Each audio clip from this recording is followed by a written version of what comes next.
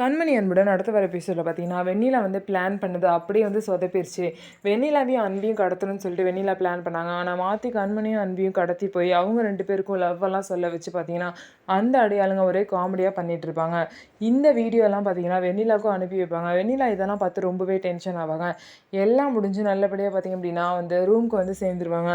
So அப்போ பார்த்தீங்க அப்படின்னா இந்த மாதிரி தூங்க போகிற நேரத்தில் அன்பு வந்து வேணும்னே வந்து பெட்ஷீட்டையும் வந்து ஒரு தலைவாணியையும் ஒழிச்சு வச்சுட்டு ஒரே ஒரு தலைவாணி ஒரே ஒரு பெட்ஷீட் இருக்க மாதிரி வச்சுருப்பாரு. இதை பார்த்த கண்மணி, என்னங்க இங்கே கொடைக்கானல் அவ்வளோ குளிராக இருக்குது, இப்போ போய் ஒரு தலைவாணி ஒரு பெட்ஷீட்னு இருக்குது, எங்கே இன்னொன்று மற்றதெல்லாம் எங்கே கேளுங்கன்னு சொல்லுவாங்க. தெரியல, எதுவும் வாஷ் பண்ணணும்னு சொல்லிட்டு எடுத்துகிட்டு போயிருக்கலாம் அப்படின்னு சொல்லிட்டு அன்பு வந்து கண்மணி கிட்ட சமாளிப்பாங்க. ஆனால் அன்பு தான் வேணும்னே அதை வந்து மறைச்சி வச்சுருப்பாங்க. 2 பேரும் ஒரே பெட்ஷீட்டில் ஒரே தலைவாணியில் தூங்கணும் அப்படிங்கிறது தான் அன்போட பிளானு. அதனால தான் அன்பு வந்து இந்த மாதிரி செஞ்சுருக்காங்க.